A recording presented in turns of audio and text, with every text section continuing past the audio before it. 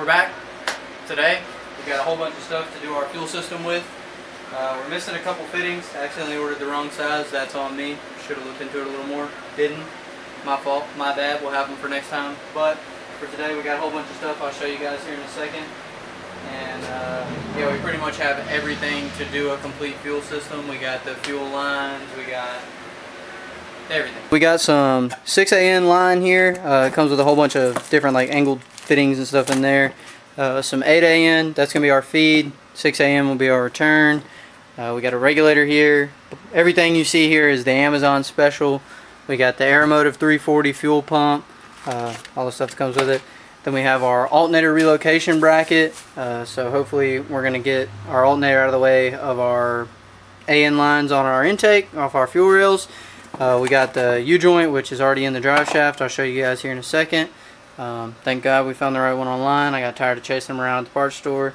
And then down in here, we got a bunch of fittings, but accidentally ordered the wrong size, so got to re-up on those and get back with you next weekend.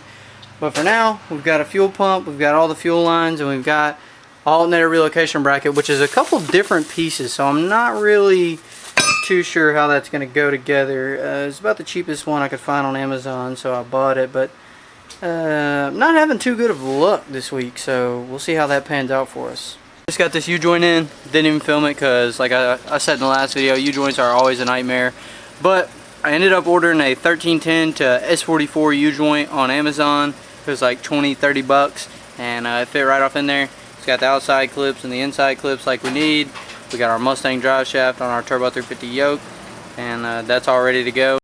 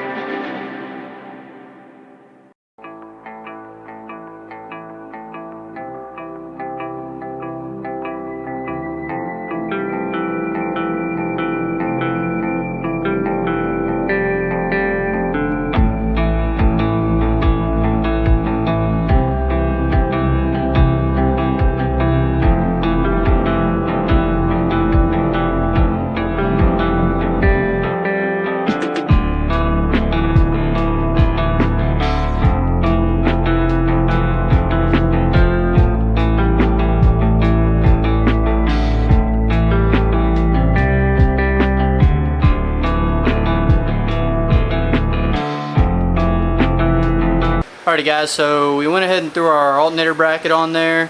Got that alternator relocated, and the reason we had to do that is so that we could have those, let me get it in there for you, sorry, this camera. But yeah, we could get those AN lines in there off the front of our fuel rails.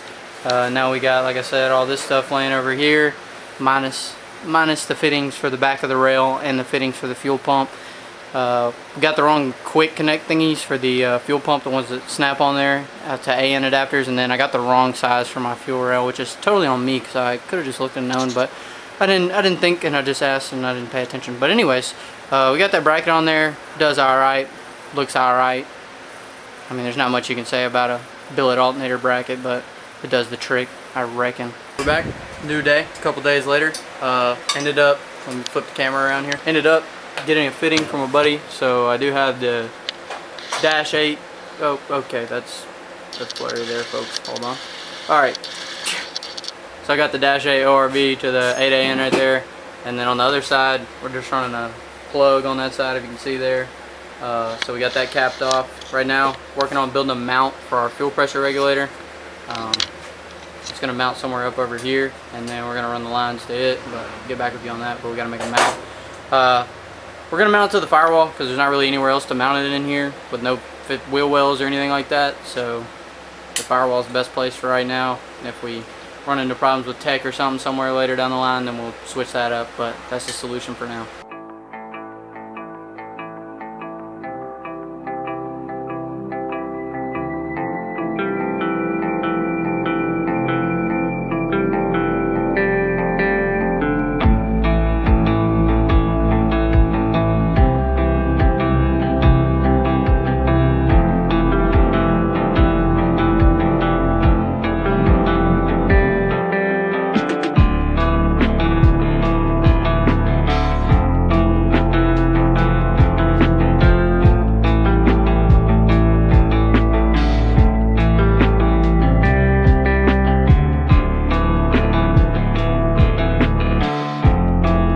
Alrighty, so we got our little fixture made up here to hold the fuel regulator in place. This is just obviously temporary. It's literally held on by vice grips.